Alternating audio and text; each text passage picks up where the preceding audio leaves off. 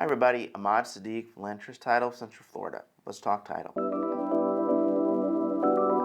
Today I want to spend a little bit of time talking about what happens in a situation when we're dealing with a seller on a particular transaction. We've done our title search, and on our title search we find that there's some kind of a lien associated with a previous seller. So this could be the most recent seller, the seller that our current seller bought the property from, and sometimes this can go even further back. We need to, in circumstances like that, find out whether there was just an error in processing and recording any satisfaction from the lender or whatever entity had a lien on the property, or in other instances we need to go back and make sure that there wasn't something missed by a previous title company. So our process starts ultimately with going back and getting the settlement statement or the CD from the most previous title company. And so what we want to do in that situation is make sure that that title company had collected enough funds from the seller of the property from the previous transaction to make sure that there was something that was sent out to pay for that particular satisfaction for the lien or whatever it is that we're dealing with in that situation. And if we see that those funds have been collected, in most instances what it is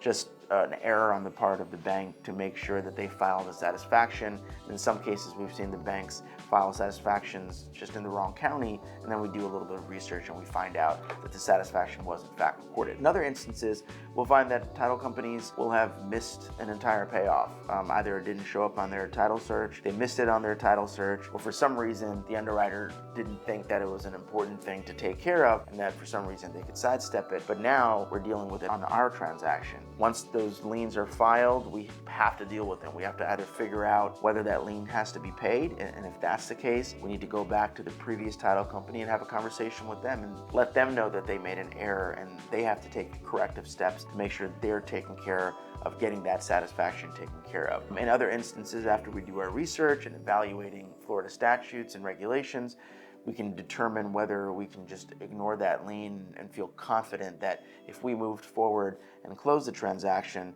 the buyer on our transaction wouldn't deal with any title defects associated with that property. So when we get a title search, there can be instances where we find that there's issues that are still remaining from previous transactions. If that happens, you want to talk to the appropriate title company, talk to a title attorney, and have a conversation of what steps need to be taken to alleviate those matters and figuring out whether we need to worry about what's showing up or whether there's some reason that we can sidestep those particular judgments or liens or items that haven't been satisfied and move forward with the transaction without having to go back and fix those errors from previous transactions. Guys, again, thank you so much for your time. I hope to see you next time.